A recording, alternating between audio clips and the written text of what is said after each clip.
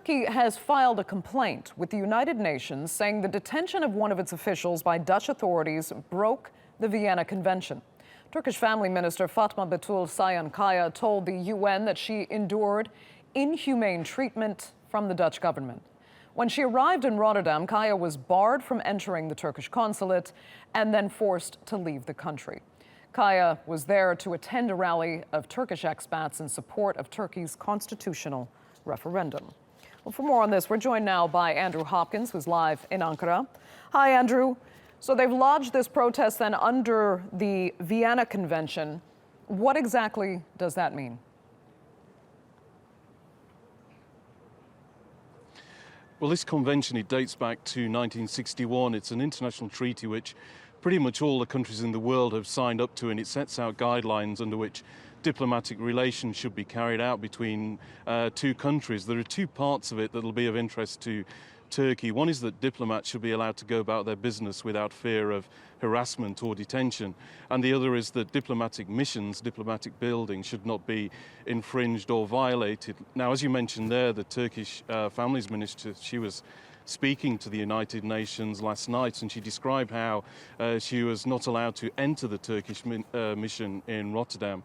And she also told how a number of diplomats were not allowed out of the building to greet her, and they also had some of their personal belongings confiscated.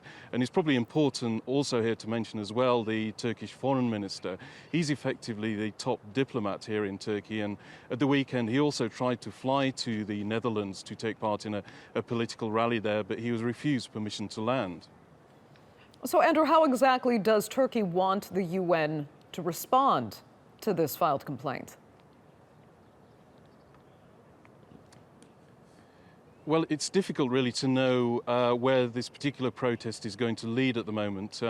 Diplomatic sources have told us here in Ankara that they just really want to make the protest, make sure they've made their feelings known to all the relevant bodies. But in terms of the convention itself, there are no guidelines in it which set out any kind of disciplinary procedures or actions as to any country that might breach this. We've actually had a look ourselves this morning. It's not a very long document. It's about 16 pages of A4 paper. Of course, countries are still allowed to put in place any diplomatic sanctions they see fit, which Turkey has already done. It's banned the Dutch ambassador from Ankara. It's suspended diplomatic flights and high-level talks between the two sides. But the United Nations has been asked whether it thinks the Netherlands has breached the convention. One spokesman said no comment, and the other said that the convention is more than just a question of human rights. So it doesn't really seem clear where this is heading, but it appears to be really just one part of the Turkish plan of action at the moment. Okay, Andrew, we'll leave it there. Thank you for that. From Ankara.